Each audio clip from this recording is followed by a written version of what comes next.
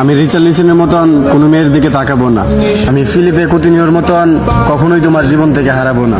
তুমি আমাকে ব্রাজিলের বাসপাখি এলিসন বেকারের মতো বিশ্বাস করতে পারো। শত অপমান পাওয়ার পরও আমি ভিনিসিয়াস জুনিয়রের মতো তোমাকে পাওয়ার চ্যালেঞ্জ করব। আমি মার্কিনিউসের মতো কখনোই তোমার স্বপ্ন ভেঙে দিব না। আমি ব্রাজিলের সুপারস্টার কাকার মতো তোমার মনে জায়গা করে নিতে চাই। তুমি আমাকে তাড়িয়ে দিলে আমি গাব্রিয়েল জেসুসের মতো আবার ফিরে আসব।